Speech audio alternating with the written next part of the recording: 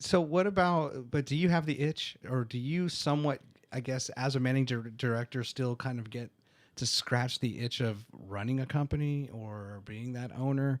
I would imagine that at times you're working with very interesting companies, very interesting owners and technologies, and every now and then there may be something where you're like, oh, that's right up my alley, or I want to be on the other side of this.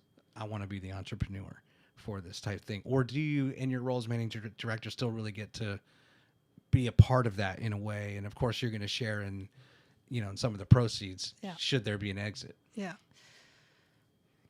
Does that make sense? Yeah, it makes total sense. And I'm trying to figure out how to answer the question. So, so far, I have just loved what I've done. And I love being the support system.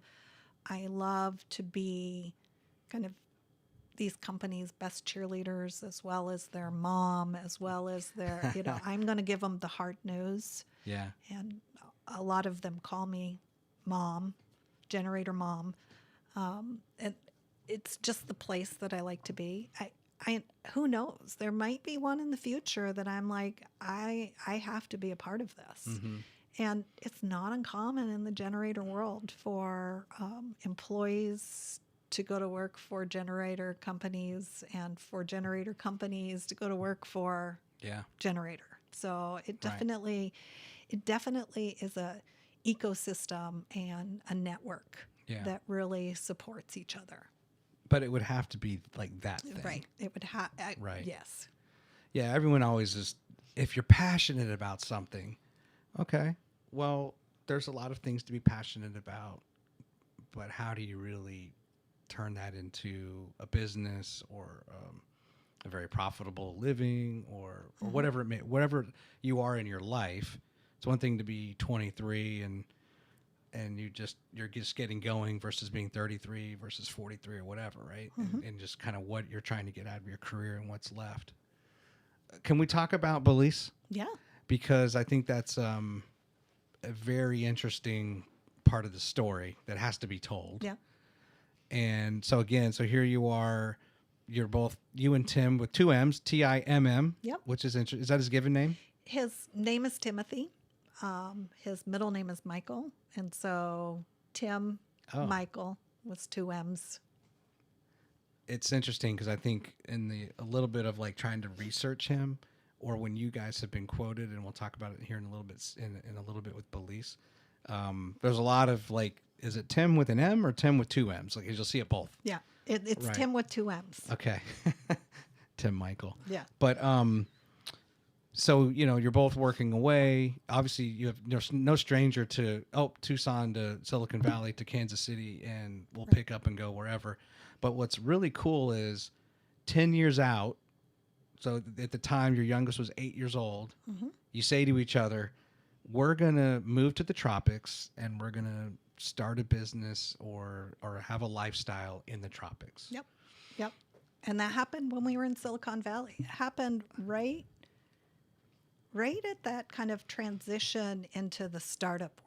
Right. Really? So we were working 16-hour days. We were commuting an hour and a half in each direction. We had kids in sports, and You're exhausted. It was a rough life. It was rough. And we had a sit down, and, we came to the conclusion that we couldn't do this forever. Mm-hmm. And so we decided at that point that when the kids grew up and moved out, that we were going to move to the tropics and we were going to own a bar on the beach. And so that became our North Star, so to speak. Yeah. And that helped us make all the decisions that we made for the next 10 years. So does this move to Kansas City get us closer to the tropics or further away from the tropics? And it got us closer because the cost of living was lower. We could buy a house, which we could then sell for a profit. Every decision we made was kind of based on that. Did it get us closer or further away? But when you move to Kansas City, though, the commute goes way down. The stress goes way down. The keeping up with the Joneses in a way. The competition, which has to be somewhat fierce. Honestly, I think keeping up with the Joneses was a bigger deal in Kansas City than it was in California. because it wasn't, it was your neighbors and your coworkers. Where in California, you were not as connected with your neighbors. That's true. And I mean, I'll never forget the day we pulled up in Kansas City, and our neighbors came out to meet us, and I said, "Okay, who does your lawn?" And I think you could have heard crickets. The guy was like, "I do my own lawn, and everyone in the neighborhood does their own lawn." And I'm thinking to myself, "That's nuts. Why would you do your own lawn when you can hire somebody to do that?" That's funny. So it was a little different in Kansas City. Okay. In the keeping up with the Joneses. But nothing materially changed enough to take you away from the dream of going to the tropics. Well, no, because I had so solidified that in my head. You know, I when I would have bad days, I would visualize what the bar top looked like and what the view looked like from the bar top and what people looked like sitting at the bar. And so you knew you wanted to have a bar or a restaurant. Yep. Okay. Now, what does tropics mean? Ultimately, you chose Belize, but Right. in the 10 years, Yeah. you're 10 years out, you're 5 years out, you're 2 years out. Was it always Belize, or was it just the Caribbean? What do we... Yeah, it was the tropics. So the goal was, let's move someplace that's on the ocean, that's 85 degrees all year round.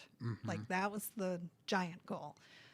Me being a researcher, I was all over the internet, all over every forum, every newsletter associated with living abroad and being an expat and all of that. And so I created this mega spreadsheet that had kind of all of our requirements and then all of the potential companies that are countries that would kind of meet some of those requirements, and everything was great ranked, right? Each requirement was ranked. And I narrowed it down to kind of 3 countries. Belize came out on top. Then next was Costa Rica. And then finally the Dominican Republic. And so my baby turned 18 in 2013. And we decided that we were going to go and spend a month in each one of those countries. And then make a rational, reasonable decision about where we were going to move to.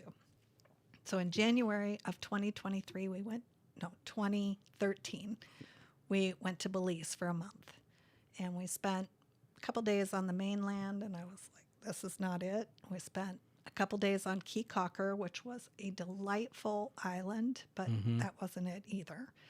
And then we landed in San Pedro, which is on the island of Ambergris Caye. And I think we were there 20 minutes, and we looked at each other, and we were like, this is it. We're here. This is it.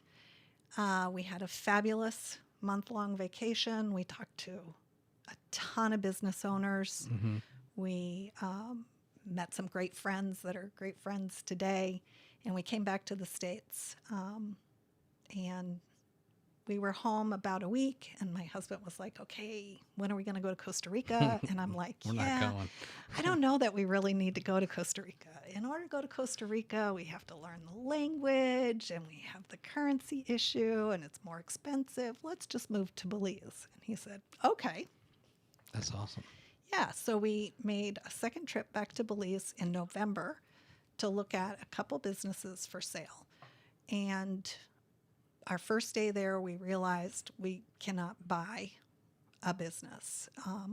When you buy a business that's for sale in a foreign country, it's almost always because there's reputation issues. And that's what we learned early on, the first couple that we looked at. And so we made the decision, and the 5 days that we were there, we found a location. We're going to do it from scratch. We found the location. We hired our staff. We built our concept and our menus. We hired a contractor to build out the location into a restaurant, which was a residence. And time out. The reputation, because of whatever business is there before the location, it doesn't matter what you call it, you can't come back from that. There's no redemption there. The name. Name. The name of the business that was there. Okay. So, historically, you would have bought that and had to and assume the name. You couldn't change it? Right, because they were selling I see. the business as a whole. Oh, They okay. weren't selling a location. They were selling for a lot of money. And when we started doing our due diligence, we uncovered that there was Okay. not such a stellar reputation there. Okay. And I am a fanatic for doing things right, great customer service. And so I didn't want to dig out of somebody else's hole. Sure. That's why we made the decision to start from scratch. And are you speaking Spanish, or are you No, finding it's English. Okay. Belize Oh, is that's an right. English-speaking country. That's right. It is in Central America, right? But Yep. it's on that, and it's just north of Honduras. Yep. Okay. Just like on the panhandle, you know where the Yeah. where Let me plug this back in, but go ahead. Keep talking. Yeah, where Mexico kind of connects to the Yucatan Peninsula. That's what I was trying to think. So it's kind of sits in the shoulder of the Yucatan Peninsula. Yeah. Is that like Quintana Roo, that part of Mexico, Yeah. just north of it? Yeah, Okay, so they're speaking English. That's good. yeah, and That might have been a big reason why that came out on top for you in the first place. yeah, and the U.S. dollar was tied to the Belize dollar 2-1, and it was pegged so there was no currency fluctuation. Okay. So so things were just going swimmingly well as far as your timeline. I mean, Yeah. it sounds like after 5 We were- days, you made some tremendous progress. Right, and we were a year early, right? So we opened January of 2014, and we had staff in place to run a little cafe. It was just breakfast and lunch. We had 6 tables, and we had staff. We had a cook, and we had a manager, and they kind of ran the restaurant. But I had a year left in the role that I was working in because I had made a commitment to be with that company for 4 years. What are you doing remote then? No. You had to live. You can't. Okay. Yeah. So I was working in Kansas City, and I had made the commitment that I would be there until 2014. And then Tim was running the show in Belize. Yeah. So Tim went to Belize. I was in Kansas City. I got to divest our 4,000 square foot home of everything while he lived in the tropics. And You sold it all. we sold everything. And Wow. we moved to Belize with 3 suitcases apiece. So he went in January of 2014, and I moved there in December of 2014. And by then, had he already knew the whole community and made a ton of friends? And No, he's a No. hermit. So Okay. he made lots of great impressions with patrons that came Mm-hmm. to the restaurant. But he did not really go out and do much until I got there. that was your job. Yeah. Okay. And you named it Coconut Creek. Coconut Cafe. I'm sorry, Coconut Cafe. Yeah. And like I said, it started off really small, like 5 tables. And how did you come up with that name? So I wish it was more creative, but the road that the first restaurant was on was called Coconut Drive. Okay. And then, it's a cafe. Yeah. Yeah. But what was really interesting is over time we grew and we moved. So we ended up moving to a resort that was pretty exclusive on the lagoon side of the island and turned into a full bar restaurant where we were open breakfast, lunch, and dinner 7 days a week. We did provisioning, we did catering, we did private chefing.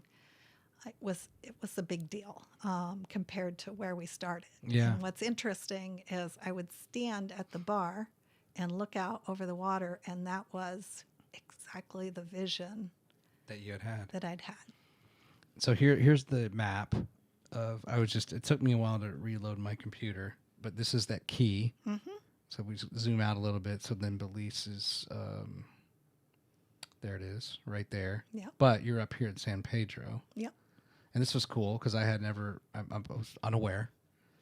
I've done some traveling, but never really made it to that far over.